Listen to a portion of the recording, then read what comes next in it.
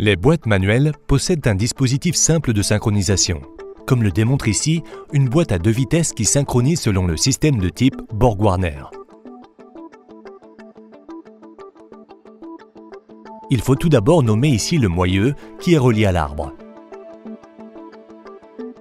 Ce moyeu possède des échancrures pour accueillir 3 clavettes.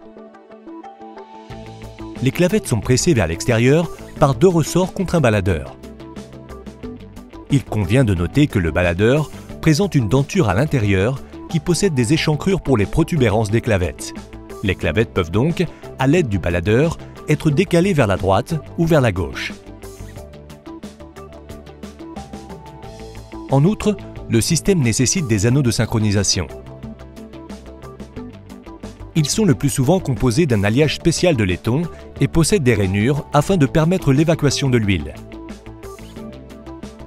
Des échancrures pour les clavettes sont également intégrées dans l'anneau de synchro. La garniture de friction est réalisée avec un cône intérieur, c'est-à-dire qu'elle s'affine vers l'intérieur. L'anneau de synchronisation et le corps d'embrayage, qui est soudé au pignon fou, forment ensemble un embrayage conique, s'engageant et se désengageant par déplacement. Voyons maintenant en détail comment la synchronisation se déroule. Le baladeur tourne en fonction de la vitesse du véhicule, car le moyeu est relié aux roues grâce à l'arbre. Les clavettes entraînent avec eux les anneaux de synchronisation. Les pignons fous ne sont tout d'abord pas concernés. Le baladeur peut se déplacer axialement. En conséquence, les 3 clavettes appuient contre l'anneau de synchro. Il en résulte une friction entre l'anneau de synchronisation et le corps d'embrayage, ce qui amène le corps d'embrayage et le pignon fou à adopter approximativement la vitesse de rotation de l'anneau de synchro.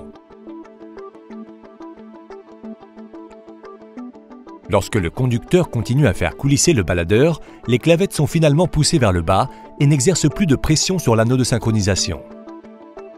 En revanche, les flancs des dents du baladeur butent contre ceux de l'anneau de synchronisation. De cette façon, le baladeur exerce la pression nécessaire sur l'anneau de synchronisation afin que l'embrayage conique se ferme et que la vitesse s'adapte continuellement. Dès que le baladeur et l'anneau de synchro possèdent la même vitesse, le baladeur peut faire tourner l'anneau de synchro à l'aide des flancs des dents. En conséquence, le baladeur peut enclencher la vitesse.